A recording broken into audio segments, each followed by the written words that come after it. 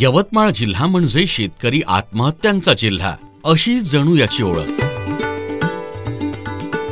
सततची नापिकी आणि कर्जबाजारीपणा यामुळे या जिल्ह्यातील शेतकरी आत्महत्या करतात। परंतु याच जिल्ह्यातील काही प्रयोगशील शेतकरी नवनवे प्रयोग करून जिल्ह्याला नवी ओळख देत आहेत। शेतीला जोडधंदा म्हणून एक आगळा वेगळा प्रयोग केला आहे एका तरुण शेतकऱ्याने, आणि त्याचे नाव आहे सुनील नारायण कोळपे, राहणार फुलसावंगी, तालुका महागाव, जिल्हा यवतमाळ। सुनील कोळपे यांच्याकडे वडिलोपार्जित 13 एकर शेती आहे। आपल्या शेतीत ते पारंपरिक पीक घ्यायचे, परंतु विविध कारणांनी त्यांना अपेक्षित उत्पादन मिळत नव्हते। अशा वेळी त्यांनी एक धाडसी निर्णय घेत शेतीला दुग्ध व्यवसायाची जोड दिली। यासाठी कोल्हापूर येथे जाऊन 7 दिवसाचा रितसर अभ्यासक्रम पूर्ण केला। यानंतर चक्क हरियाणा राज्यातील हिसार आणि जिंद या जिल्ह्यातून जादा दूध देणाऱ्या म्हशी विकत आणल्या।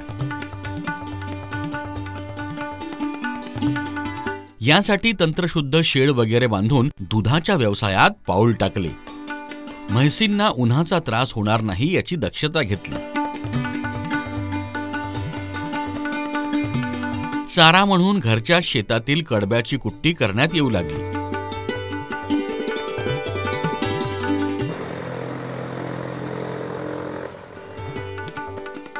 यासाठी आवश्यक ते मनुष्यबळ उभारलं।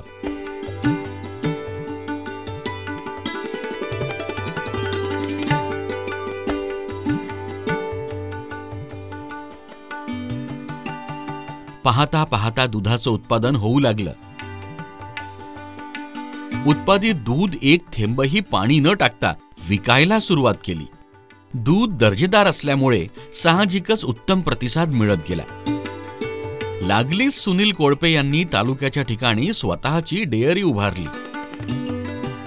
दूध विक्रीसाठी आधुनिक असे स्मार्ट ATM बाजारात आल्याची माहिती सुनील कोळपे यांना मिळाली। मात्र पैशांची निकड होती। तेव्हा त्यांनी प्रधानमंत्री सूक्ष्म अन्न प्रक्रिया योजनेमधून 8.25 लाख रुपये इतके कर्ज घेतले। सदर योजनेमधून त्यांना 35% इतके अनुदान मिळाले आहे। महागाव येथील श्री सुनील कोळपे यांना आपण मागच्या वर्षीच PMFME या योजनेमधून आपण हा जो काही दूध प्रक्रिया व्यवसाय आहे याला आपण लाभ दिलेला आहे। त्यांची अंदाजित रक्कम जी आहे ते 8,46,000 आहे आणि अनुदान जे 35% सुद्धा आपण त्यांना अनुदान दिलेलं आहे।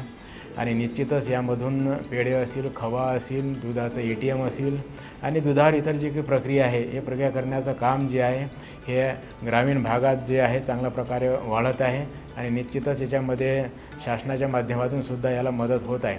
मागच्या वर्षी एकूण 320 प्रकल्पांना आपण याच्यामध्ये मंजुरी दिलेली आहे आणि बँकेने सुद्धा त्याला जे काही कर्ज मंजुरी दिलेली आहे आणि या माध्यमातून शेतीला जोडधंदा म्हणून जो आहे एक छोटा व्यवसाय जो आहे आपण प्रत्येक लाभार्थी यामधून करू शकतो आणि जेणेकरून आपलं उत्पादन असेल आणि उत्पन्न असेल हे वाढवू शकतो।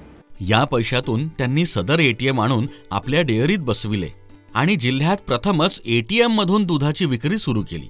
यासाठी त्यांनी स्मार्ट कार्ड सुद्धा तयार करून घेतले। हे कार्ड आपल्या नियमित ग्राहकांना वितरित केले।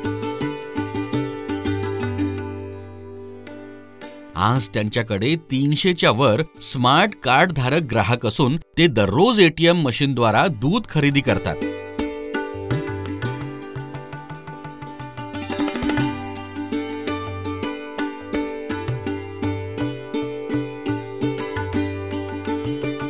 या मशीनमुळे त्यांचा घरोघरी दूध पोहोचवून देण्याचा वेळ तथा खर्चही वाचला।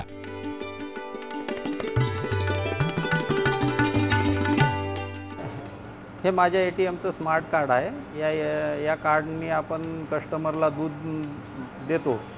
याच्यातनी रिचार्ज केल्यानंतर व्हाउचर मनी जाते कॉइन टाईप, ते पहिले क्रेडिट करतात आपल्याकडं, नंतर आपण त्याला ते व्हाउचर मनी टाकून देतो।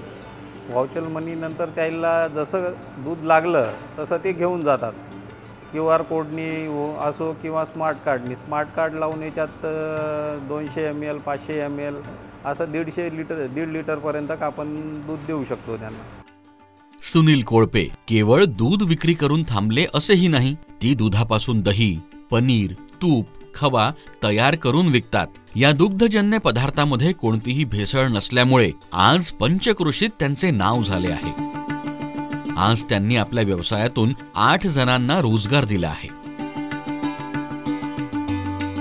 हा प्रकल्प उभा करताना मी सूक्ष्म अन्न प्रक्रिया उद्योग सरकारची जी योजना आहे त्याच्यातून मी 7.25 लाख रुपये लोन उचललेलं आहे.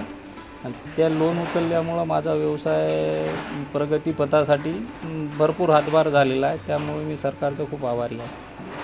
आज घडीला सुनील कोळपे यांना सदर व्यवसायातून महिन्याकाठी 75,000 रुपये शुद्ध नफा मिळत आहे.